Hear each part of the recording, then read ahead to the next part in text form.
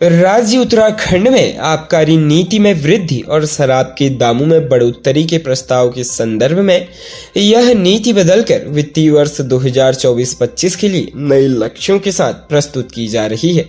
आबकारी विभाग को 4000 करोड़ से अधिक राजस्व का लक्ष्य दिया गया है, जो बढ़ाकर 4500 करोड़ से अधिक हो सकता है।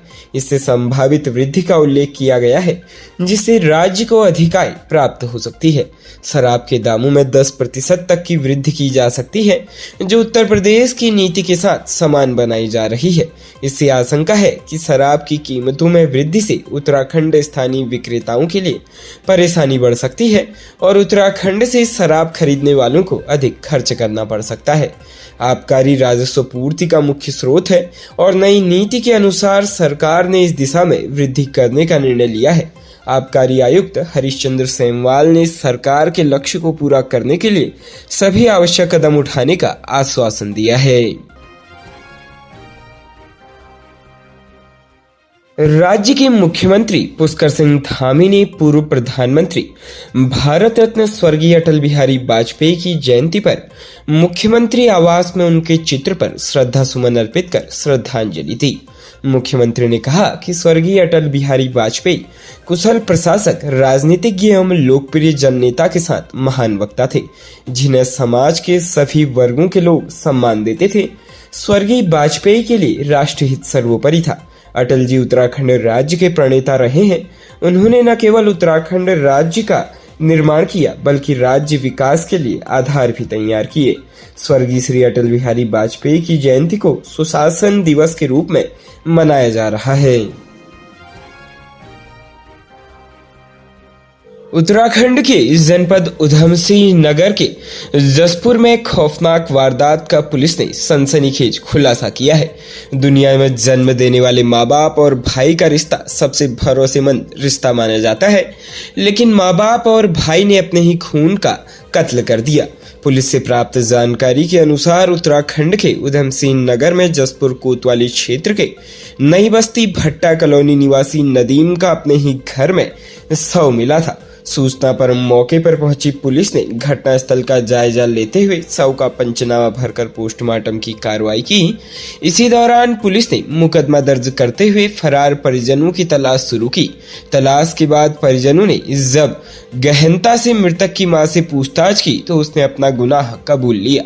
इसके बाद हत्या में शामिल सभी आरोपियों को पुलिस ने गिरफ्तार कर जेल भेज दिया।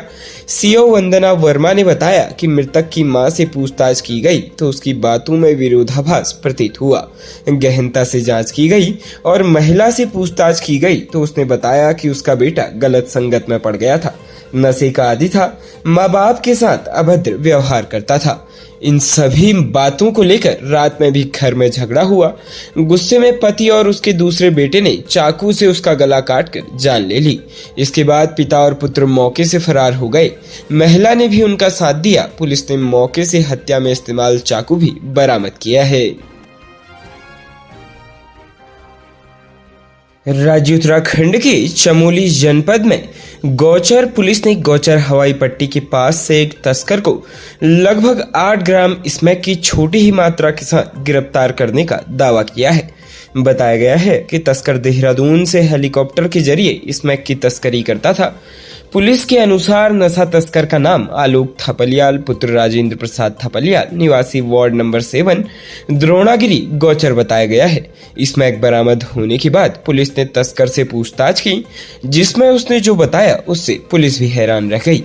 उसने बताया कि वह देहरादून से हेलीकॉप्टर के जरिए गौचर तक स्मैक लाता है और उसे गौचर में रेलवे कंपनी में लोगों को उचित दामों पर बेचता है। पुलिस ने उसके विरुद्ध कोतवाली कर्णप्रयाग में मुकदमा दर्ज किया है। बताया गया है कि उसके विरुद्ध थाना कर्णप्रयाग में पिछले वर्ष भी एनडीपीएस एक्ट की धारा 8/21 के तहत अभियोग पंजीकृत हुआ था। पुलिस उसे सोमवार को न्यायालय में पेश करेगी।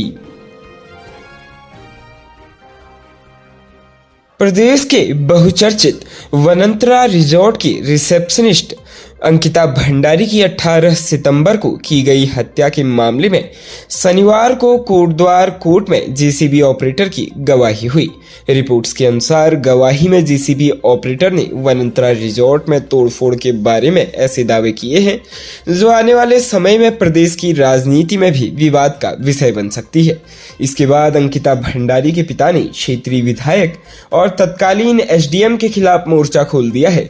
खासकर विधायक की सदस्यता रद्द करने के साथ ही मुकदमा दर्ज करने की मांग भी की है। उल्लेखनीय है कि पौड़ी जनपद के यमकेश्वर विधानसभा क्षेत्र में स्थित रिजॉर्ट को 23 सितंबर 2022 की रात्रि जेसीबी से तोड़ने वाले जेसीबी ऑपरेटर ने शनिवार 23 दिसंबर को कोटद्वार की अदालत में महत्वपूर्ण गवाही दी। दावा किया कि उस रात रिजॉर्ट को 2 बार तोड़वाया गया था। पहले तत्कालीन एसडीएम और पुलिस कर्मियों की देखरेख में रिजॉर्ट की बाहरी दीवार तोड़वाई, जबकि उसके बाद देर रात 1 बजे विधायक के पीए ने जेसीबी को दोबारा बुलवाकर अंकिता के कमरे सहित 2 कमरों को विशेष तौर पर आदेश देकर तोड़वाया। हत्याकांड के बचाव पक्ष के अधिवक्ता अमित सिंह ने बताया कि जेसीबी चालक ऋषिकेश निवासी मालिक की जेसीबी चलाता था। मालिक के निर्देश पर ही ड्राइवर 23 सितंबर 2022 को जेसीबी मशीन लेकर वनांतरा रिजॉर्ट गया था। तब तत्कालीन उपजिलाधिकारी के निर्देश पर रिजॉर्ट का गेट व बाउंड्री वॉल तोड़ी गई थी। उसके बाद ड्राइवर जेसीबी को लेकर हरिद्वार निकल गया था, लेकिन जैसे ही वह शिवपुरी के पास पहुंचा तो उसके पास विधायक के पीए का फोन आया कि उसे दोबारा से वनांतरा रिजॉर्ट पहुंचने को कहा गया। वनांतरा रिजॉर्ट पहुंचने पर विधायक रिजॉर्ट में खड़ी मिली। विधायक के निर्देश पर वनांतरा रिजॉर्ट के दरवाजे और खिड़कियों को जेसीबी की मदद से तोड़ा गया। इस मामले की अगली सुनवाई आगामी 5 जनवरी को होगी। तभी अन्य गवाहों के बयान दर्ज होंगे। वहीं जेसीबी ऑपरेटर के बयानों के बाद अंकिता के पिता वीरेंद्र भंडारी ने मुख्यमंत्री पुष्कर सिंह धामी से विधायक की सदस्यता रद्द करने की मांग की है।